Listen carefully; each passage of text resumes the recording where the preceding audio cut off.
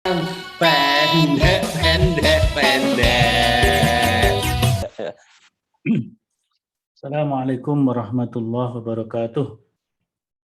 Waalaikumsalam warahmatullahi wabarakatuh. Alhamdulillah wa syukurillah wa la hawla wa la quwata illa billah amma ba'd.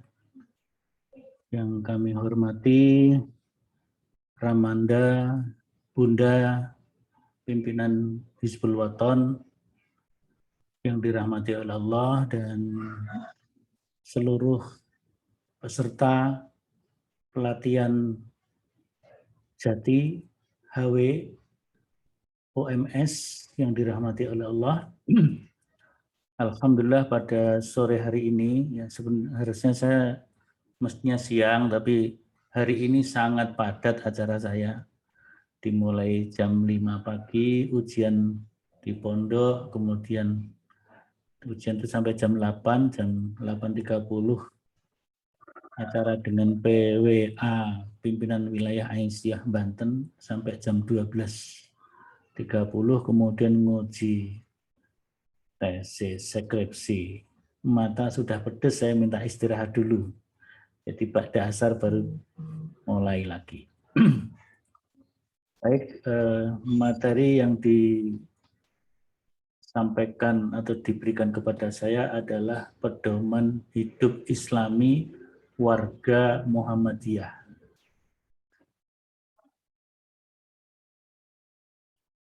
Sebenarnya yang disampaikan oleh Ramanda Uun tadi, sebagiannya juga sudah merupakan bagian dari pedoman hidup Islami warga Muhammadiyah dalam pelaksanaan berbagai kegiatan Hizbul Wathon, ya. Baik itu apakah perkemahan, apakah perlombaan, atau kegiatan-kegiatan pelatihan sebetulnya, itu semuanya menerapkan apa yang disebut dengan pedoman hidup Islami warga Muhammadiyah. Jadi pedoman hidup Islami warga Muhammadiyah itu bisa diterapkan ke seluruh lini kegiatan-kegiatan Muhammadiyah, apakah itu persyarikatannya, apakah itu majelis dan lembaganya, ortum-ortumnya, termasuk juga amal usahanya. Nah, ini saya akan menyampaikan secara umum terlebih dahulu, ya. Secara umum nanti bagaimana penerapan di dalam berbagai kegiatan Hizbul Wathon.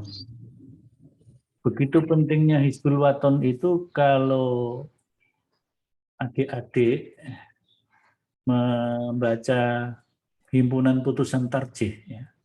Himpunan putusan tarjih yang lama, yang jilid 1, di sana ada beberapa pasal tentang putusan tarjih mengenai HW, ya.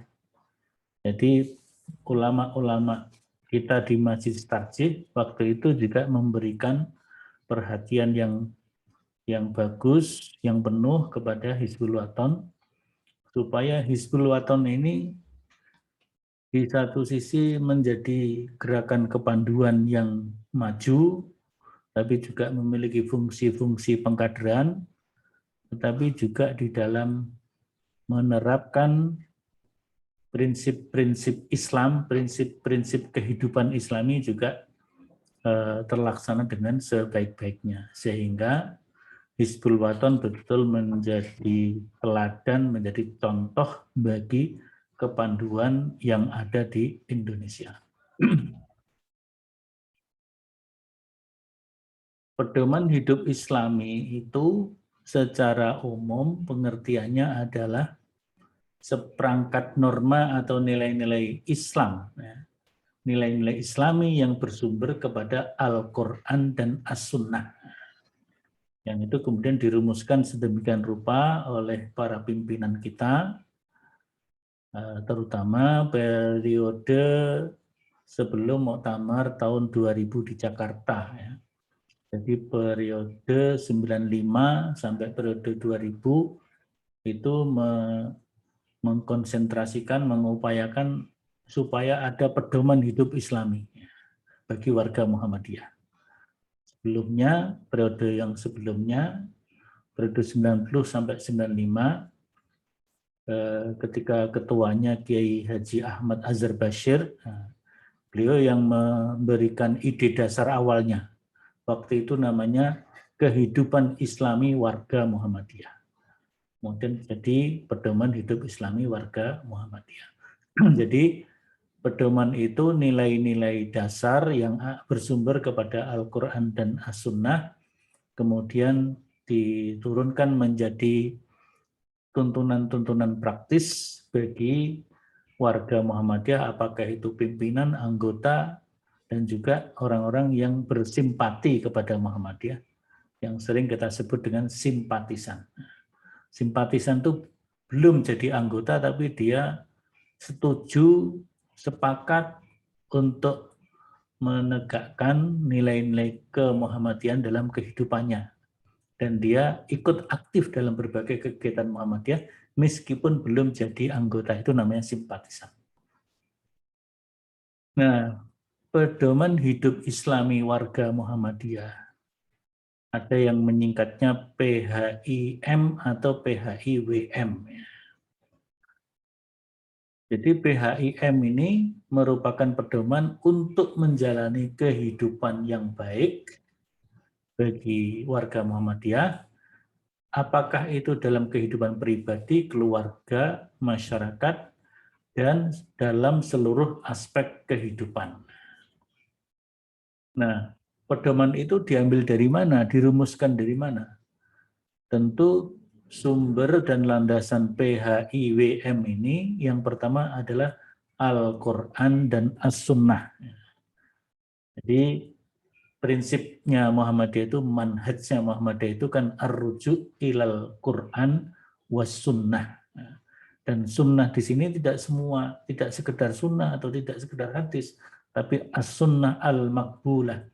Jadi hadis-hadis yang benar, yang kuat, yang bisa diterima untuk menjadi hujjah. Bukan hadis yang dhaif, apalagi hadis-hadis yang palsu.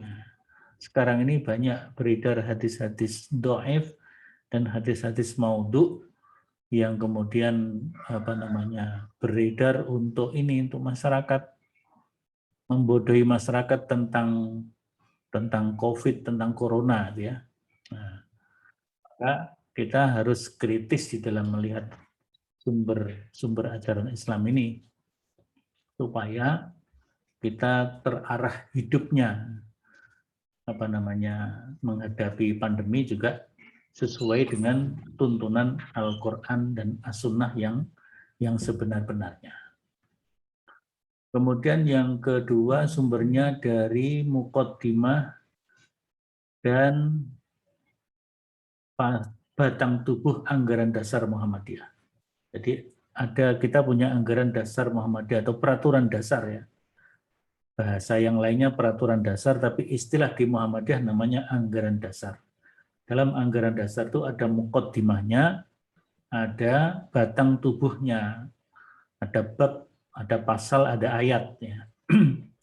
Nah, muqaddimah itu berisi prinsip-prinsip ideologis. Prinsip-prinsip ideologis. Kemudian yang berikutnya tentu adalah putusan-putusan tarjih Muhammadiyah. Putusan-putusan Majelis Tarjih Muhammadiyah, kemudian juga ada namanya Matan Keyakinan dan Cita-Cita Hidup Muhammadiyah, sering kita singkat dengan MKCH, itulah inti dari ideologi Muhammadiyah. Kemudian kepribadian Muhammadiyah, ini rumusan tentang identitas dan jati diri Muhammadiyah. Jati diri Muhammadiyah adalah gerakan dakwah, gerakan Islam, gerakan dakwah, dan tajdid. Dan berikutnya adalah khitoh perjuangan. Khitoh ini strategi perjuangan Muhammadiyah yang mungkin terjadi dinamika dari waktu ke waktu.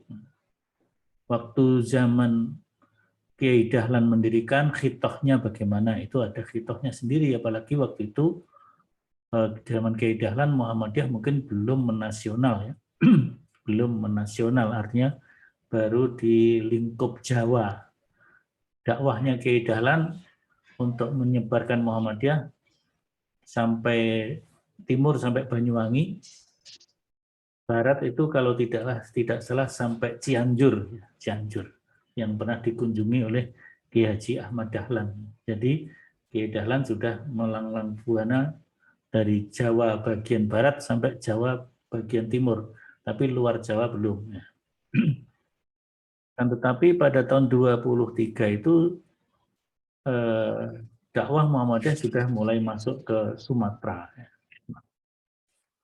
Dan di Sumatera Muhammadiyah berkembang sedemikian rupa. Nah, fungsi PHIM yang pertama menjadi acuan warga Muhammadiyah dalam menjalani kehidupan sesuai dengan keyakinan Islam sebagaimana dipahami oleh Muhammadiyah. Dan pedoman ini bagi warga Muhammadiyah juga berguna dalam menghadapi berbagai tantangan perubahan sosial budaya dan juga sosial politik.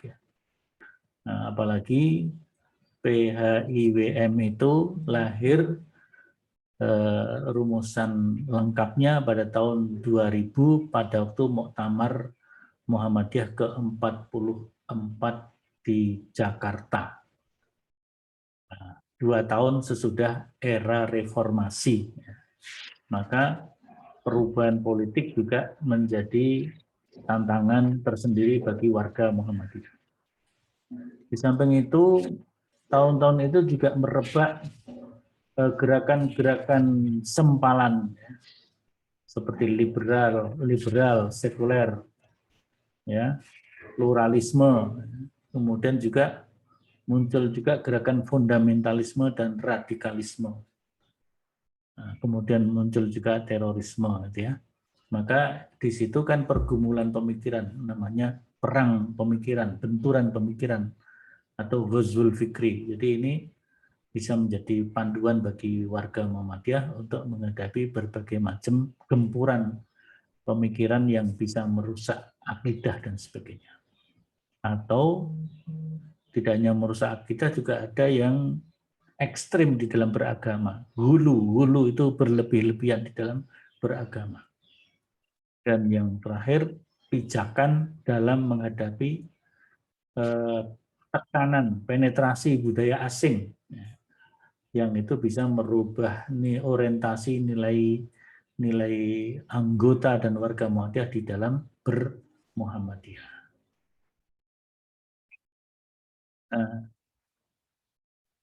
Berikutnya, sifat dan tujuan PHIM. PHIM memiliki sifat yang pertama mengandung prinsip-prinsip yang menjadi acuan, sehingga nanti karena ini sifatnya prinsip berarti kan bersifat global, ya. Tidak sangat rinci. Nah, rinciannya ya, seperti tadi Ramanda Uun menjelaskan bagaimana mengucap salam HW itu ya assalamualaikum ternyata kan gitu kan. Jadi salam yang dituntunkan oleh sunnah Rasul Shallallahu Alaihi Wasallam. Kemudian bagaimana selalu berzikir, selalu sholat berjamaah di kalau kegiatan-kegiatan perkemahan dan sebagainya. Menata hidup dalam keluarga di sebuah tenda perkemahan itu, ya, tentu di setiap tenda ada kepala keluarganya, gitu kan. Nanti berbagi tugas, berbagi kerja, sehingga rumah tenda itu selalu bersih, rapi, dan kegiatan sehari-hari selalu diwarnai, dinavasi oleh agama, nilai-nilai ajaran agama. Jadi sifatnya prinsip-prinsip, maka penjabarannya nanti sesuai dengan kondisinya masing-masing. Di amal usaha bagaimana, di ortum seperti HW seperti apa, gitu ya.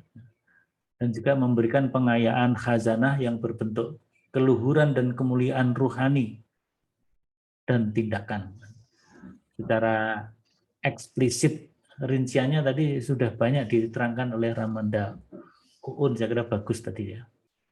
Nah, kemudian tujuannya apa? Tujuannya adalah terbentuknya perilaku individu dan kolektif. Ya. Perilaku individu itu orang per orang, kolektif itu jamaah bersama-sama, seluruh warga Muhammadiyah yang menunjukkan keteladanan atau uswah hasanah menuju terwujudnya masyarakat Islam yang sebenar-benarnya. Jadi pandu-pandu HW pun harus berusaha menjadi uswah hasanah bagi kepanduan-kepanduan yang lain dan juga bagi masyarakat yang lainnya. Tentunya uswah hasanah itu didasarkan kepada nilai-nilai ajaran Islam. Baik itu akidahnya, keimanannya, ketauhidannya, ketakwaannya, maupun juga ibadahnya, ibadah khususnya, sholat 5 waktunya, sholat sunnahnya, puasanya, ya, dan sebagainya, dan juga ibadah sosialnya, membantu, menolong. Tadi kan misalnya ada perkemahan di arena bencana untuk membantu masyarakat yang terdampak dari suatu bencana. Itu termasuk ibadah sosial. Nah, kalau kita lihat kerangka atau ruang lingkup pedoman hidup Islami, tentu yang pertama ada muqaddimahnya. Muqaddimah itu berisi tentang apa itu PHIWM, kenapa PHIWM itu disusun, itu di muqaddimah dijelaskan. Kemudian setelah itu adalah pandangan Muhammadiyah tentang agama, dalam hal ini tentang al-Islam. Pandangan Muhammadiyah tentang al-Islam dan hubungannya dengan kehidupan. Nah, di dalam pandangan Muhammadiyah, dalam pandangan kita, Islam itu sebuah agama yang kafah, ya, yang mengatur kehidupan umat manusia itu secara kafah. Maka di dalam Al-Quran 208 Al-Baqarah berbunyi, Ya ayyuhalladzina amanu dkhulu fis-silmi kafah. Wahai orang-orang yang beriman, masuklah kalian ke dalam agama Islam secara kafah. Kafah itu sudah jadi bahasa Jawa kabeh, gitu ya. Jadi kabeh itu berasal dari bahasa Arabnya kafah. Masuk Islam sekabehane, keseluruhannya. Berislam jangan dipilih-pilih. Berislam itu kita pahami, kita hayati, kita amalkan secara keseluruhannya, tentu dalam pelaksanaannya disesuaikan dengan kapasitas dan kemampuan kita.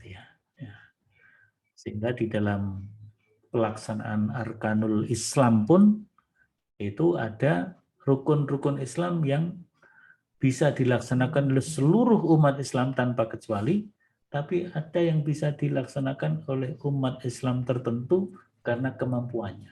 Jadi ada istitoah namanya.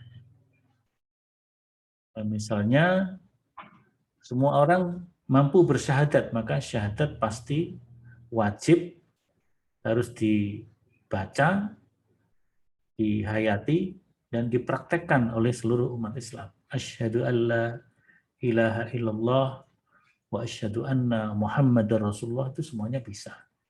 Kemudian sholat 5 waktu, semuanya bisa melaksanakan sholat 5 waktu.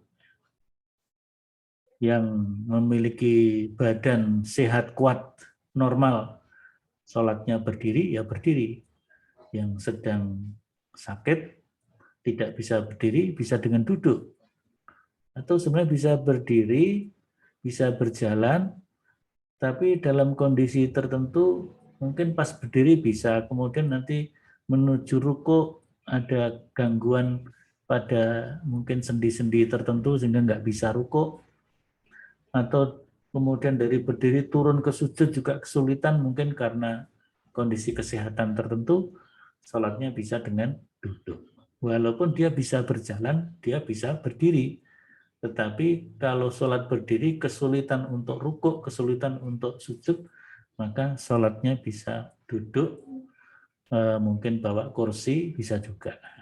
Ini agama dan kehidupan seperti itu. Ya, Islam di satu sisi menjadi panduan, pedoman, petunjuk, tetapi Islam juga memberikan jalan keluar ketika manusia memiliki problematika, kesulitan-kesulitan. Sehingga dalam Al-Quran, saya kira adik-adik semuanya sudah hafal, inna ma'al usri yusra, inna ma'al usri yusra. Surat Al-Nasrah itu ya. Tiap ada kesulitan, pasti ada kemudahan, ada keringanan. Mungkin ketika melakukan perkemahan,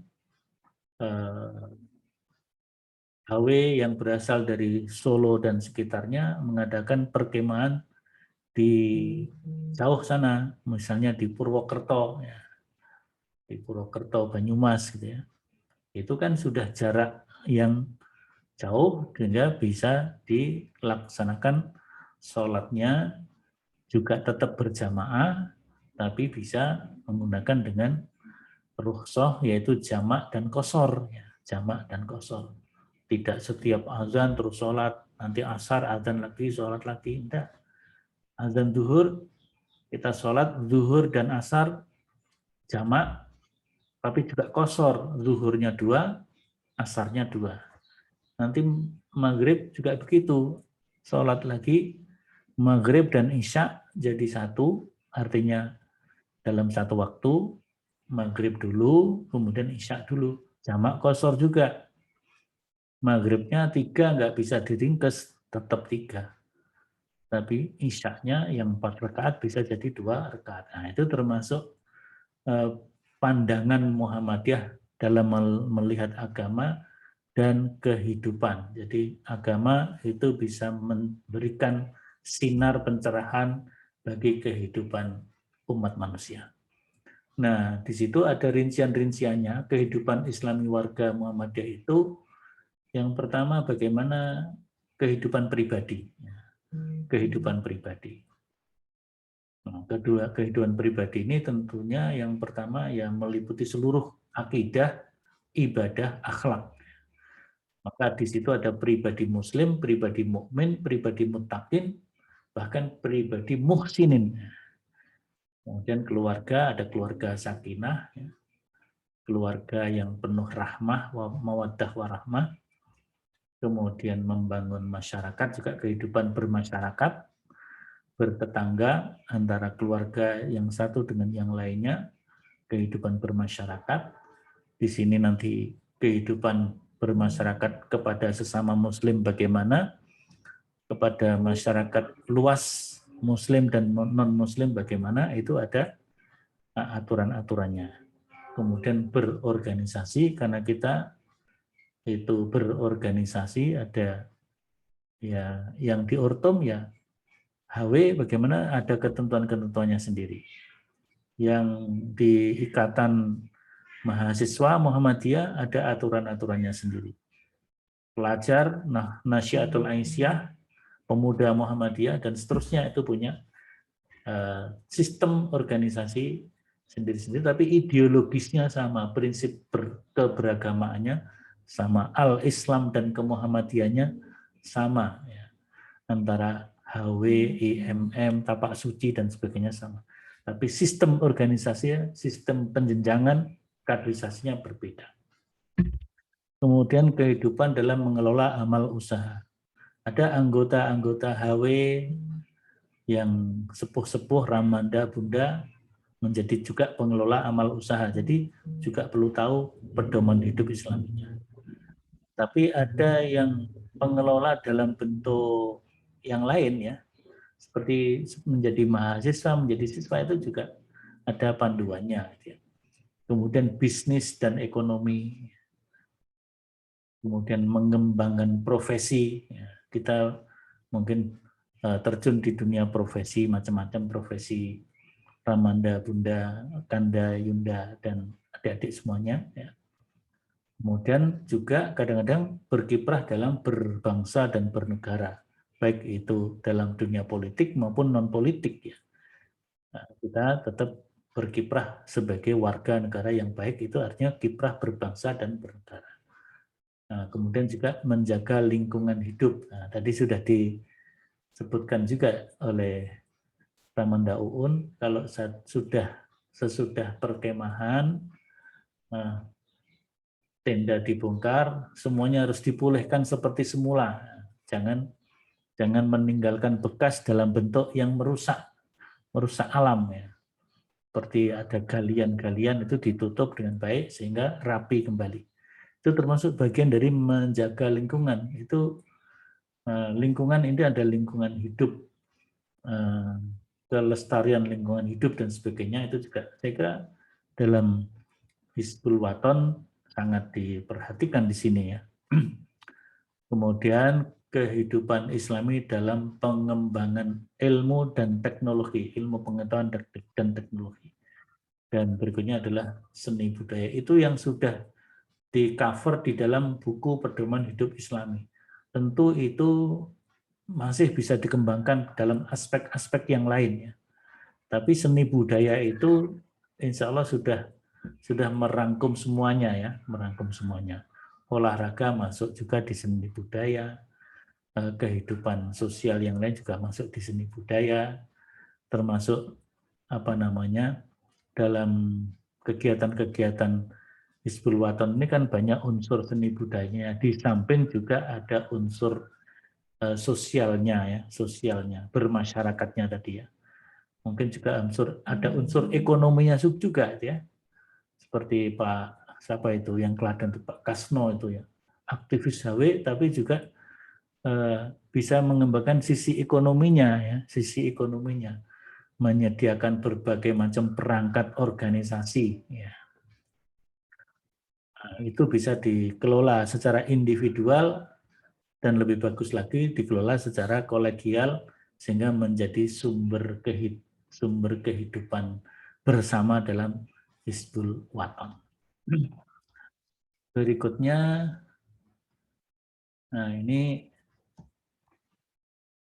rincian dari bagaimana Muhammadiyah memandang agama dan kehidupan. Yang pertama, Islam yang dipahami oleh Muhammadiyah memahami Islam itu adalah agama Allah, agama satu-satunya agama yang benar dibanding agama-agama yang lainnya. Ya. Maka dalam keyakinan Muhammadiyah, inna dina indallahil Islam. Tetapi kita tetap membangun kehidupan yang harmoni dengan pemeluk agama dan keyakinan di luar Islam. Jadi selama mereka bisa hidup berdampingan, maka kita juga menjalin kehidupan yang harmoni. Tetapi kita meyakini bahwa Islam satu-satunya agama Allah yang benar sebagai petunjuk dan rahmat bagi umat manusia, sehingga ajaran Islam itu harus dipeluk, diikuti secara kafah tadi. Kafah itu total, tapi juga integratif, tidak terpisah-pisah meskipun ada pembidangan. Ada bidang akidah, ada akhlak, ada ibadah, ada muamalah, tapi itu adalah satu kesatuan yang integratif. Kemudian agama Islam yang seperti itu melahirkan sosok Muslim, identitas Muslim. Jadi Muslim yang baik, Muslim yang memiliki pertama kepribadian Muslim, kepribadian mukmin, kepribadian muttaqin. Muslim yang paripurna, total integratif, istiqomah dalam tauhid, bersih dari TBC. TBC itu takhayul, bid'ah, dan khurafat. Memiliki pola pikir bayani, burhani, irfani. Bayani itu berarti pola pikirnya selalu didasarkan kepada Al-Quran dan As-Sunnah. Burhani berarti pola pikirnya selalu didasarkan kepada ilmu pengetahuan dan teknologi. Irfani, pola pikir dan tindakannya selalu didasarkan kepada kearifan. Kearifan itu kebijaksanaan. Dari situ maka seorang Muslim paripurna akan melahirkan, memantarkan yang disebut dengan al-akhlak al-karimah. akhlak yang mulia, karena memang misi utama Rasulullah Muhammad diutus ke bumi ini untuk menyempurnakan akhlak yang mulia. Innama bu'istu liutammima makarimal akhlak, dan juga Islam yang ditegakkan dengan baik akan menjadi rahmatan lil alamin. Saya kira itu saja pokok-pokok yang saya sampaikan di dalam kesempatan pada sore hari ini. Bagaimana ini nanti kemudian ketika kita berkegiatan dalam Hizbul Waton, apakah itu dalam pelatihan, apakah itu dalam perkemahan, apakah itu dalam permusyawaratan, dalam berorganisasi, dalam kiprah bermasyarakat, itu bisa kita jabarkan nanti mungkin dirumuskan oleh para pimpinan. Ya. Pimpinan merumuskan, oh ini harus gini. Berarti yang dijelaskan oleh Ramanda Uun, saya kira itu bagus sekali sebagai sebuah contoh praktek kehidupan Islami, pedoman hidup Islami warga Muhammadiyah dalam praktek berhizbul waton, mungkin dalam skop yang masih terbatas, itu masih bisa dikembangkan dalam skop-skop yang lainnya. Nah, supaya kita ada diskusi ya. Ini sudah ada waktu sekitar 20 menit untuk diskusi. Saya sudah berbicara sekitar 38 atau 36 menit. Tinggal selebihnya yang 20 menit sampai jam 17 untuk tanya jawab atau diskusi. Saya serahkan mungkin siapa tadi, karena saya langsung, mungkin ada yang mengawal untuk jalannya tanya jawab nih. Saya kembalikan kepada panitia. Terima kasih. Assalamualaikum warahmatullahi wabarakatuh. Waalaikumsalam warahmatullahi wabarakatuh. Waalaikumsalam warahmatullahi wabarakatuh. Monggo yang mau memandu untuk diskusi. Silakan Rakanda Imam atau Rakanda Ivan untuk memandu. Silakan para peserta yang ingin bertanya tentang materi pedoman hidup Islami warga Muhammadiyah, hal-hal yang mungkin dirasa mungkin kurang jelas atau malah bahkan sudah jelas sekali. Nah, silakan kalau ada yang kurang jelas silakan ditanyakan seperti itu. Silakan Rakanda Ivan bisa atau Rakanda Imam.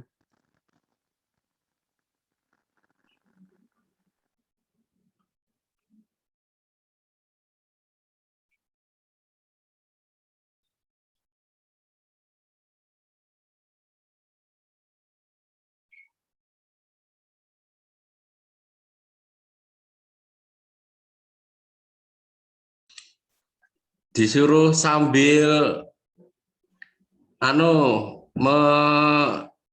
menikmati hidangan snack dah. Iya betul. Monggo. Silakan sambil Sambil ngopi, sambil Iya. apa, supaya agak santai begitu. Ya. Iya. Tapi di rumah masing-masing. Ya, di rumah masing-masing. Ya. Menyediakan masing-masing. Silakan mungkin Ramanda Cokrit, ada yang mau disampaikan atau memandu untuk tanya jawab, sesi tanya jawab. Monggo dari panitia aja, nanti saya tak gayeng-gayeng ke dulu ndak. Oh ya udah. Oke. Monggo. Ini peserta sudah kebingungan ya, mau yang ditanyakan. Saya mau tanya. Oh ya, ada yang mau tanya, silakan. Iya, langsung. silakan. Mohon maaf, Ayahanda Sabi Buddha nggak bisa on cam, terkendala sinyal. Oh iya, nggak apa-apa. Saya mau tanya, itu tadi pembahasan tentang PHIWM. PHIWM itu kan bisa diartikan di dalamnya itu poin-poin yang mengajarkan atau mengarahkan bagaimana diharapkannya orang Muhammadiyah dalam berpribadi, keluarga, dan sampai terakhir itu apa tadi ya? Beribadah kalau nggak salah. Nah, pertanyaannya ketika ada satu poin yang kita atau 1, 2, sampai 10 poin yang kita sebagai Hizbul Waton di bawah naungan Muhammadiyah tidak mampu melaksanakannya, apakah artinya kita tidak bermuhammadiyah secara maksimal, Ayahanda? Iya, terima kasih. Ini mungkin langsung saja biar nggak hilang ya. Jadi seperti kita mengamalkan Islam, memahami dan mengamalkan Islam, kita memang harus kafah ya. Kita memang harus kafah. Tetapi manusia pada umumnya ini ya itu mungkin tidak mampu ya melaksanakan Islam secara keseluruhannya ya. Atau sebagian ada yang mampu, ada yang nggak mampu. Bahkan dulu pernah disampaikan, saya pernah mendengar dari Pak A.R. Fahrudin, di dunia ini orang yang paling sempurna Islamnya adalah Rasulullah Muhammad Sallallahu Alaihi Wasallam. Kemudian setelah itu orang yang paling sempurna Islamnya sesudah Rasulullah adalah para sahabat Nabi. Nah, kita ini sudah di generasi yang keberapa itu ya?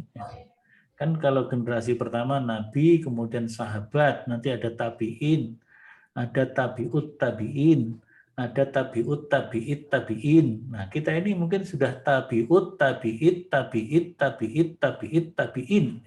Sampai tingkat keberapa gitu ya. Nah, itu begitu juga di dalam bermuhammadiyah.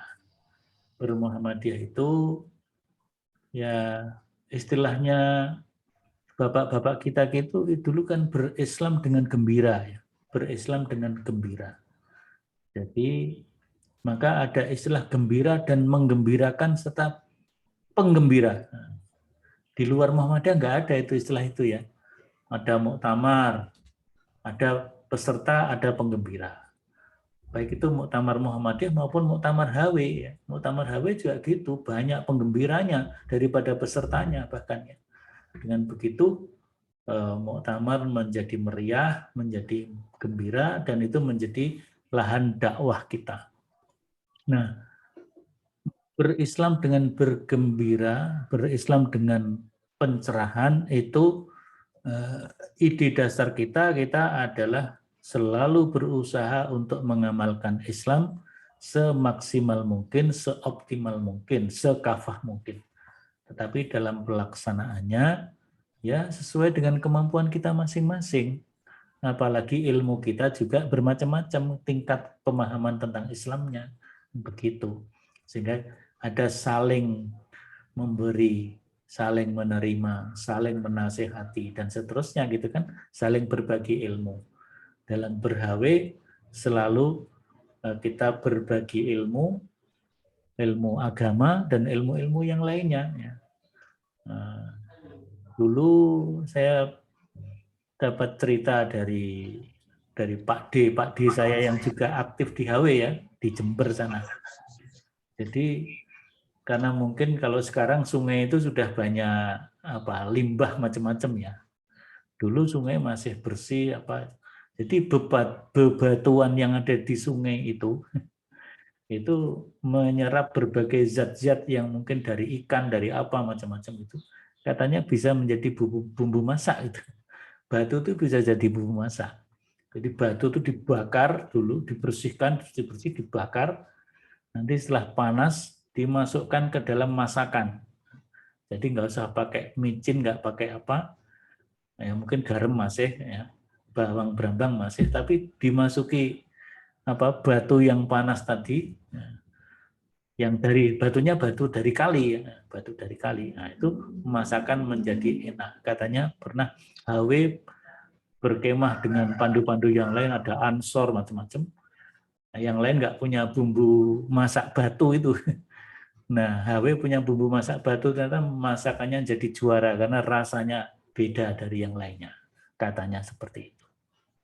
Jadi pedoman hidup Islami ini kita laksanakan sesuai dengan maksimal kemampuan yang ada pada diri kita masing-masing, dan kita satu sama lain saling memberi dan menerima. Wa tawasau bil haq wa tawasau bis sabr. Insya Allah menjadi baik bagi kita semua. Saya kira itu. Tadi dari siapa ya tadi ya? Terima kasih ya Anda. Ya, Mbak Kartika. Yunda Kartika. Monggo yang lainnya. Masih ada waktu 13 menit.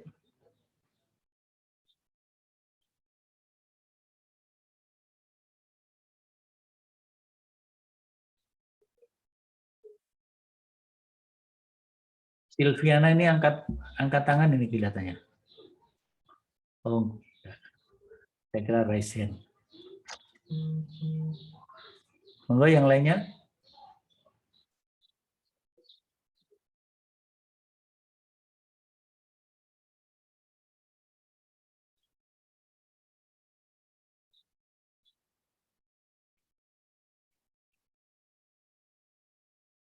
Belum ada yang lainnya. Bisa juga lewat chat, ditulis lewat chat biar kalau mau ngomong mungkin agak ini lewat chat. Ini kebanyakan pesertanya putri ya. Injil Amanda, banyak putrinya sama putranya. Biasa PGSD kan biasanya memang penggemarnya putri. Iya. Ada yang bertanya? Iya, silakan. Atau sudah memahami betul tentang PHIM? Ya. Yang terpenting nanti bagaimana ketika beraktivitas bisa misalnya ketika perkemahan atau pelatihan itu bagaimana nilai-nilai Islam ditegakkan, dimulai dengan membaca basmalah, mungkin nanti ada yang kultum, ada yang membaca Al-Quran, di samping kegiatan-kegiatan yang lainnya. Jadi disediakan khusus juga ya, disediakan khusus juga kegiatan-kegiatan yang pendalaman Islam. Tadi saya kira yang disampaikan Ramanda Uun saya kira sangat bagus ya. Yang lainnya? Baru satu yang bicara tadi Kartika, nomor 201. Yang nomor-nomor yang lain?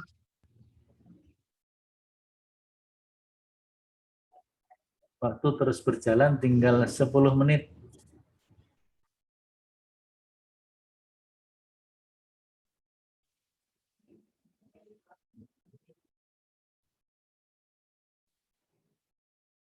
Itu materi sudah saya share di chat, silakan segera di-download nanti sebelum Zoom-nya ditutup oleh panitia.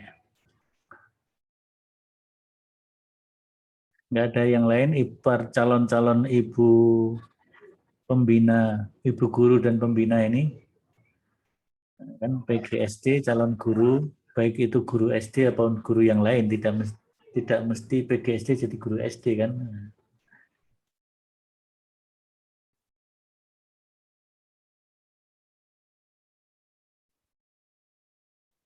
Ya, kalau sudah tidak ada, barangkali dipandang cukup. Mungkin nanti bisa diisi tadi yang disampaikan oleh Amanda, siapa tadi, bisa dilanjutkan ya. Nah, artinya dari saya cukupkan. Saya kembalikan kepada panitia, mungkin ice breaking-nya bisa dilanjutkan dengan penambahan ice breaking ala HW, ice breaking bagaimana PHI menjadi juga bagian dari materi dalam ice breaking. Kira begitu dari saya cukupkan. Terima kasih. Waktu saya kembalikan kepada panitia. Kurang lebihnya mohon maaf. Nasrun minallah wa fathun qarib. Wassalamualaikum warahmatullahi wabarakatuh. Waalaikumsalam warahmatullahi wabarakatuh.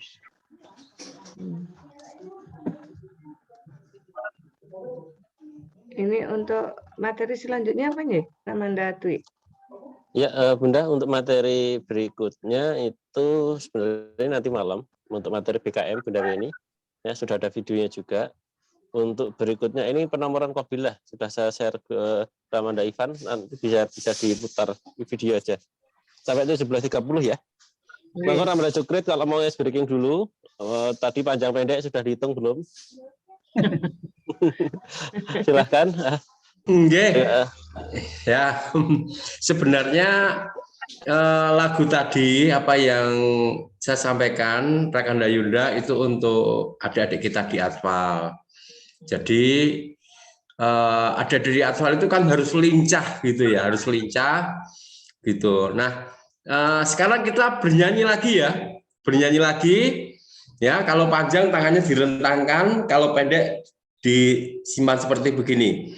Ya, yang videonya ditutup juga boleh ya sambil bernyanyi. Siap semua rekan Dayunda? Ya, dibuka dulu nggak apa-apa, di-unmute dulu ya, nah, di-unmute ya. Siap ya? Ya, jadi guru SD itu harus ceria gitu ya. Harus ceria. Nanti ada tepuk-tepuk yang lain ya, karena ini nanti masih ada materi sampai 17.30 nggih.